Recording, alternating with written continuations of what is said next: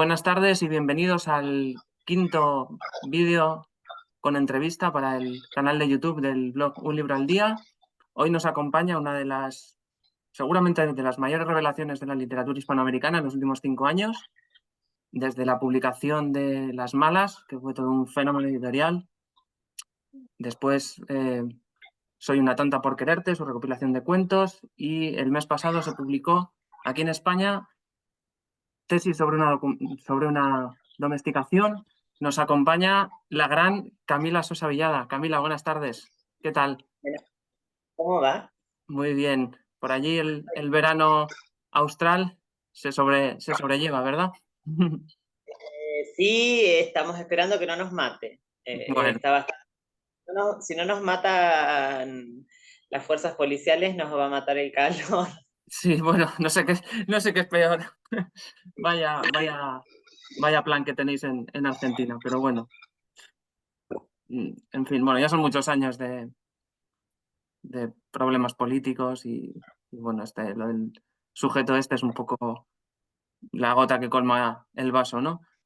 Claro, la frutilla de la torta. Bueno, un poco, sí, un poco. También yo creo que es parte de una crisis mundial, una crisis de representatividad de las democracias, de la falta de aparición de nuevos cuadros políticos que eh, contengan a más gente bajo su discurso, que nadie esté puesto por debajo, es subordinado, ¿viste? Está como todo tan polarizado y es algo que está sucediendo, que es que el mundo se está descosiendo, que se está rajando, pero se está rajando en todos lados. Yo a veces, bueno, yo no tengo la oportunidad de escaparme porque tengo a mis dos padres vivos, entonces tengo que hacerme cargo de ellos, pero si una piensa a dónde se puede ir, y lo cierto es que está todo bastante hostil,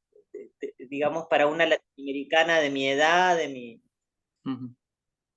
poder adquisitivo, supongo que está todo bastante hostil en cualquier lugar del mundo al que fuera.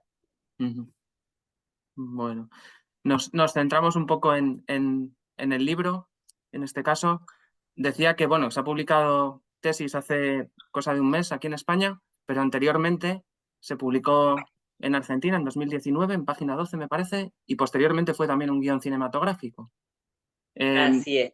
en este periodo de 5 años, ¿cómo ha cambiado Camila Sosa y cómo ha influido esos cambios en las sucesivas, pues, reescrituras o reinvenciones de la novela? Bueno, tengo mucho más dinero. Eh, gané mucha plata. Eso hizo que adquiriera gustos un poco más refinados, más sofisticados.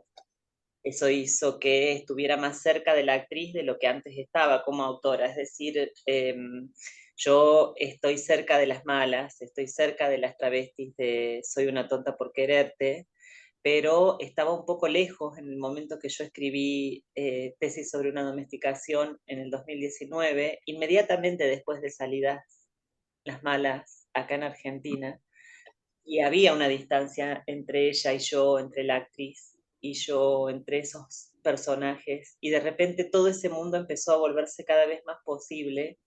Entonces yo me acerqué con menos miedo a la escritura de esa novela, eh, con la espalda de tener un grupo de lectores muy fieles que me aseguraba al menos agotar una edición, al menos agotar una tirada de ejemplares. Y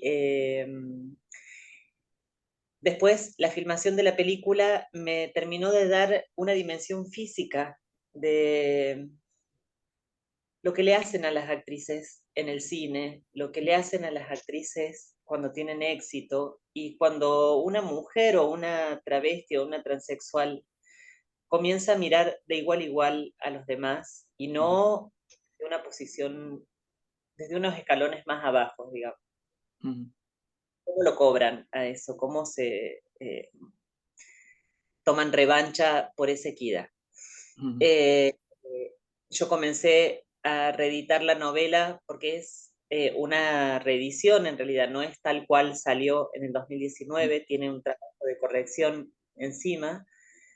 Yo comencé a reeditarla junto con Paola Lucantis, que es mi editora, fue mi editora aquí en Tusquets, una gran editora, que supo como entender esto que te estoy diciendo de la cercanía entre la actriz y yo.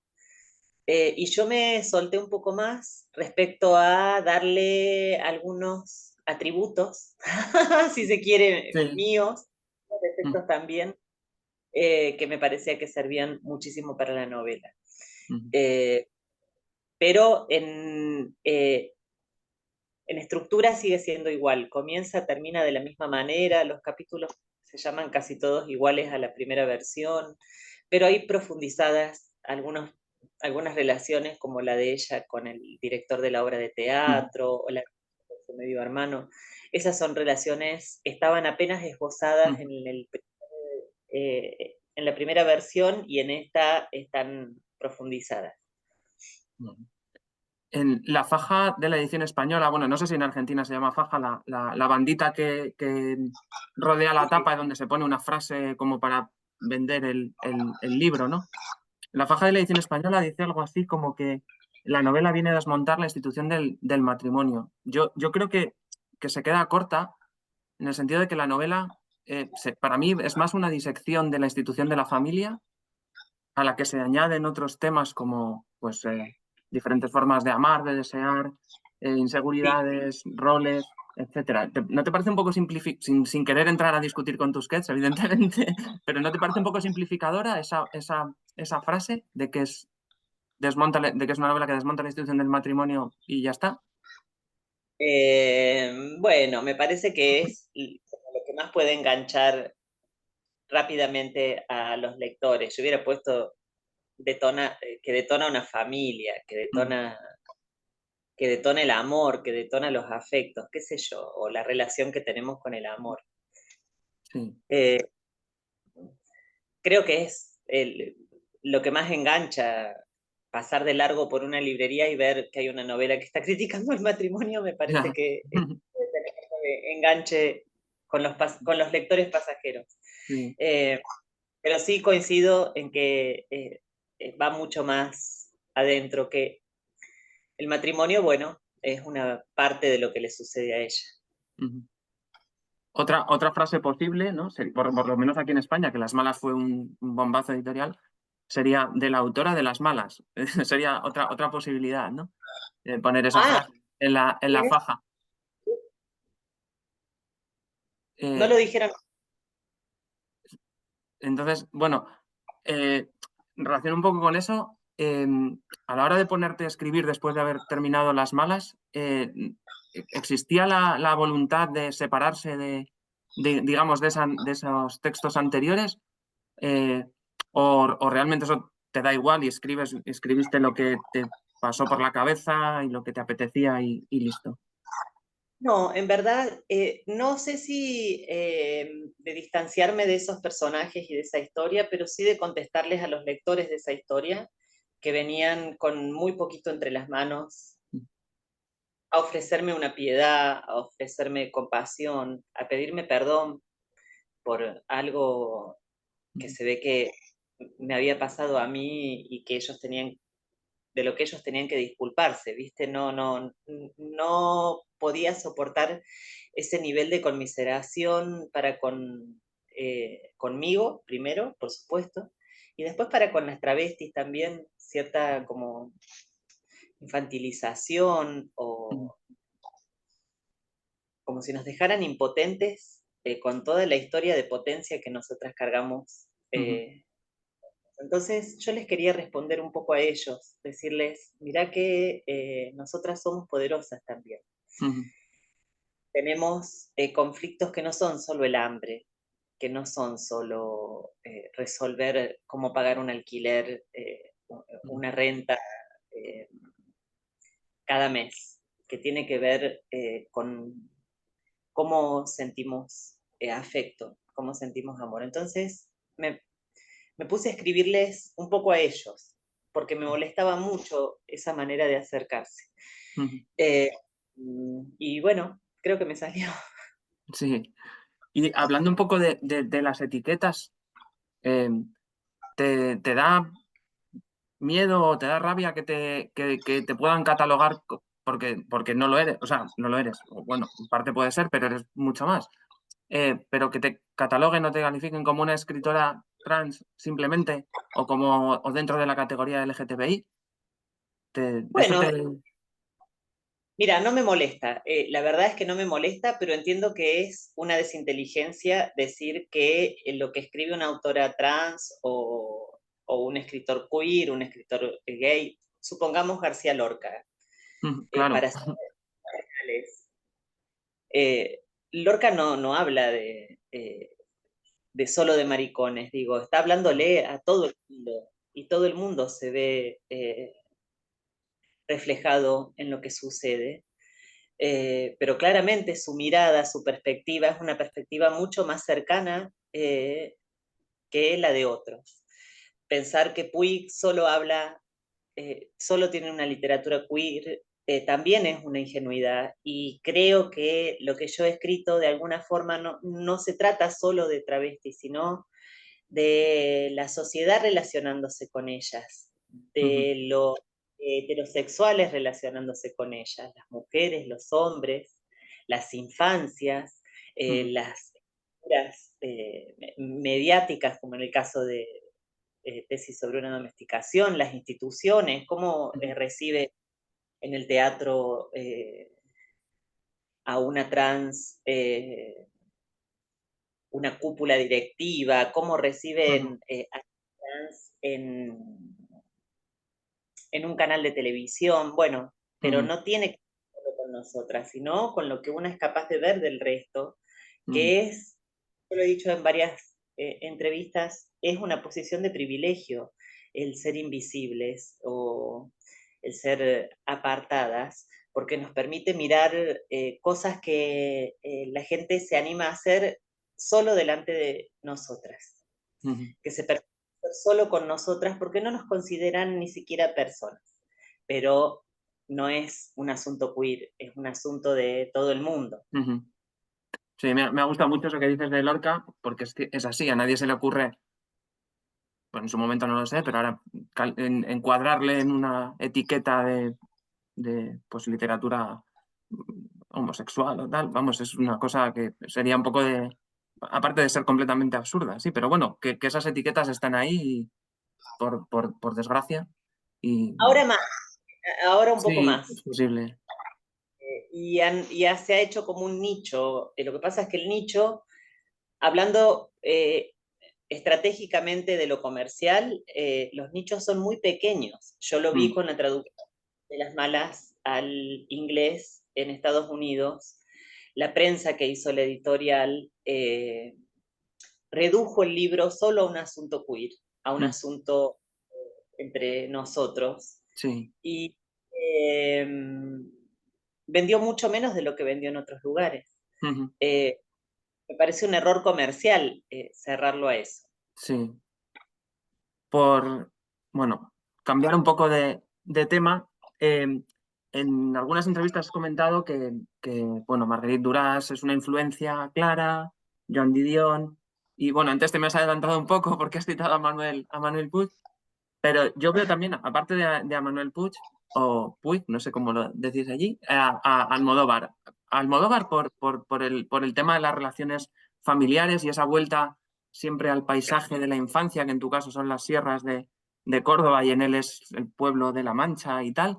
Y en el caso de Puig, por la combinación esa que tiene de lo oculto y lo popular, que en tu caso, por ejemplo, en la novela me parece que están las referencias culturales a Jean Cocteau, la condición humana, etcétera, y luego la estructura esa tan cinematográfica de la peli, y, digo, perdón, de la novela, y tan folletinesca también, que un poco como las novelas de él. Para alguien que no haya leído la novela, ¿pueden ser referencias válidas?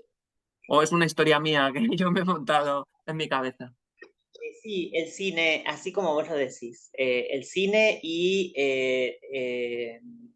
más específicamente Almodóvar, Pasolini, Ujú, el melodrama, por supuesto, la figura de la actriz torturada, como fue Carmen Maura, también esa imagen de Carmen Maura sufriendo en la filmación de Mujeres al borde de un ataque de nervios. Ujú.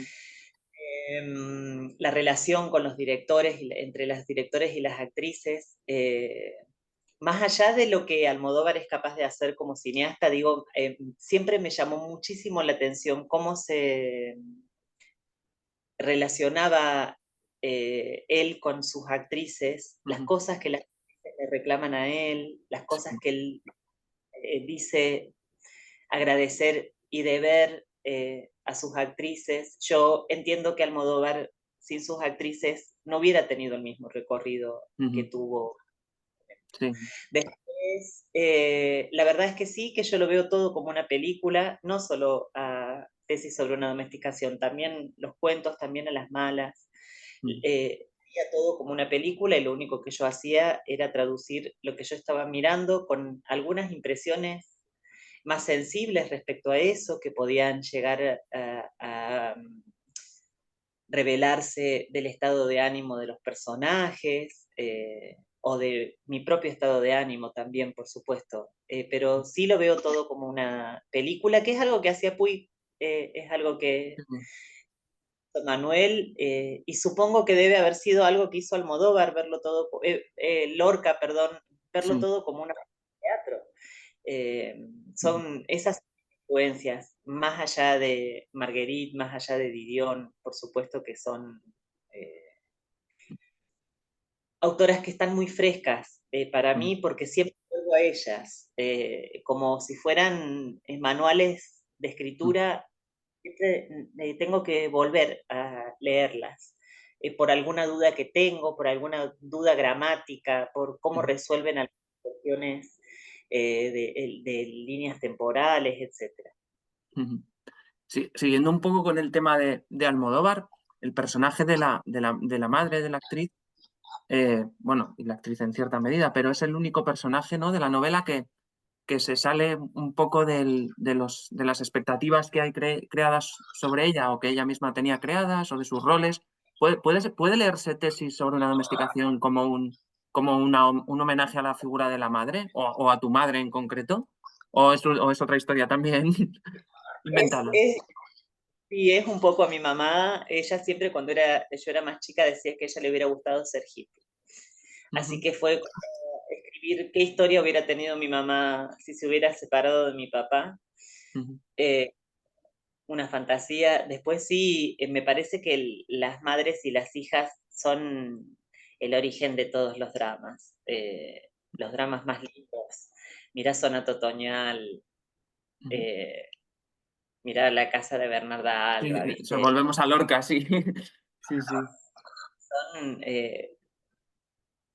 muy tentadoras de escribir esas relaciones, madre e hija, porque se juegan muchas cosas, ¿viste? Se juegan espejos, gestos que una aprende de su madre, maneras de amar, los relatos que una hereda de su mamá y que después Ujú. tiene que desarmar, que tiene que borrar y reescribir.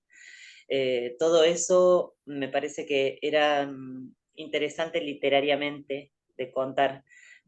Y después, más hondamente, es toda la estructura familiar. Digo, yo estuve separada de mi familia desde mis 18 Ujú. a mis 27 años. Ujú. Desde el 2000 al 2009 fue una relación bastante gélida, Ujú. con llamadas por teléfono, algunas visitas, pero de mucha soledad para mí y también para ellos, por supuesto. Entonces, volver a esa familia después de pasar casi 9 años Ujú. de vista, algo, no sé, algo muy llamativo como es ser grande y volver a ser hija de alguien Ujú. de 29 años y volver a encontrarte con tus padres y que tus padres sean afectuosos con vos. Ujú. Me llamaba mucho la atención, me generaba mucha curiosidad. Ujú. Eh, Eso es lo que intento conocer, porque sigue siendo un misterio para mí. Ujú, como lo era cuando yo era estudiante y mis compañeras de la facultad hablaban sobre sus fines de semana con sus padres y para mí era una incógnita. Yo qué sabía que era con sus primos, con sus ujú, hermanos. Yo además del matrimonio de mis papás soy hija única, entonces, ujú. bueno, siempre fue un misterio. Sí. Bueno, dices en la novela que la prostitución y la actuación tienen las mismas mañas, si no me he equivocado al copiar. ¿Esas mañas se diferencian de las que puede requerir la escritura o son las mismas? La escritura es mucho más mojigata, es mucho más, es como un filtro de algo que en la actuación o en la prostitución está mucho más nítido, que es la presencia del cuerpo, Ujú, eh, el cuerpo como herramienta de trabajo, como ujú, capital. No sé, cuando era prostituta sabía que tenía que estar linda, por ejemplo, que ujú, tenía que ser deseable. Y es algo que pasa con las actrices, que es ujú, que a medida que van envejeciendo, a medida, salvo honrosas excepciones, por supuesto, a medida que vamos madurando, nos dejan de mirar, se escribe menos para actrices, para personajes de sí, 40 años, de 5, de ujú, 50, de 45, 60, de lo que se escribe para adolescentes, ujú, para la generación de los 20 a los 30, que parece que es donde ocurre todo en la vida. eh, y la escritura un poco que eso lo filtra. Y la madurez le sienta bien a las escritoras, ¿no? ujú, Nos refinamos, nos ponemos más sabias, ujú, sabemos llegar más rápido a los lugares a donde queremos llegar, sabemos cuándo nos estamos repitiendo, cuándo no, ujú, eh, identificamos mejor errores gramaticales, pero bueno, pienso también que soy relativamente joven en la literatura, ujú, en el sentido de que yo publiqué en el 2015 por primera vez ujú, un libro de poesía. Y hubo un tiempo ahí entre La novia de Sandro y El viaje inútil, y después así otro tiempo más entre El viaje inútil y Las malas. Lo demás fue todo como ir recopilando cosas que yo ya tenía escritas y que iba trabajando con los editores que me iban pidiendo publicar.